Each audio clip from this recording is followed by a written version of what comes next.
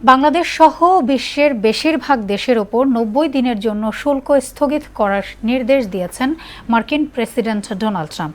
এতে পতনের মুখে থাকা পুঁজিবাজার ফের চাঙা হতে শুরু করেছে। হোয়াইট হাউস বলছে, আলোচনা ইচ্ছুক দেশগুলোর প্রতি নমনীয় থাকবে যুক্তরাষ্ট্র।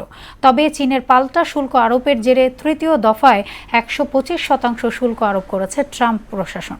এদিকে শুল্ক স্থগিত করায় প্রেসিডেন্ট ট্রাম্পকে ধন্যবাদ জানিয়েছে প্রধান উপদেষ্টা অধ্যাপক মোহাম্মদ ইউনুস। বিস্তারিত কাজী শাহরিনের ডেস্ক রিপোর্টে।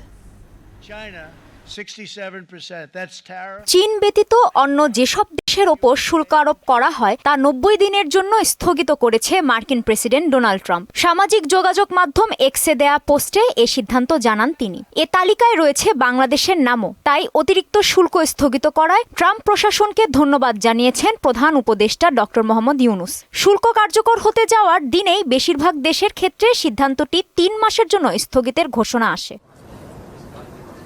হোয়াইট হাউস বলছে, শুরুতে বড় ঘোষণা দিয়ে পরে আলাদা আলাদা দেশের সঙ্গে আলোচনায় বসার কৌশলই তাদের মূল পরিকল্পনা। মার্কিন ট্রেজারি সেক্রেটারি স্কট বেসেন্ট জানান, যুক্তরাষ্ট্রের সঙ্গে ইতোমধ্যেই ৭৫টিরও বেশি দেশ যোগাযোগ করেছে। যারা আলোচনায় আগ্রহী তাদের বিষয়ে নমনীয় থাকবে যুক্তরাষ্ট্র।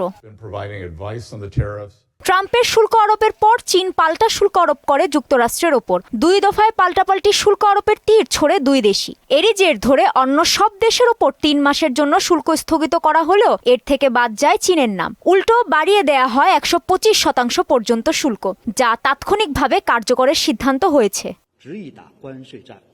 ৯০ দিনের জন্য পারস্পরিক ১০% শুল্ক স্থগিতের এই অনুমোদন দেওয়ার পর ওয়াল স্ট্রিটের প্রধান সূচকগুলোতে দ্রুত ঊর্ধ্বগতি দেখা গেছে। বিশ্ব পুঁজিবাজারে যে ধস শুরু হয়েছিল সেটা চাঙ্গা হচ্ছে। শেয়ার বাজারে এসেছে স্থিতিশীলতা। S&P 500 সূচক আগের ০.৭% ক্ষতি কাটিয়ে ৫.৭% উঠে এসেছে। Dow Jones industrial average ২০০০ point বা ৫% বেড়েছে এবং নাসডাক কম্পোজিট সূচক বেড়েছে ৬.৮%।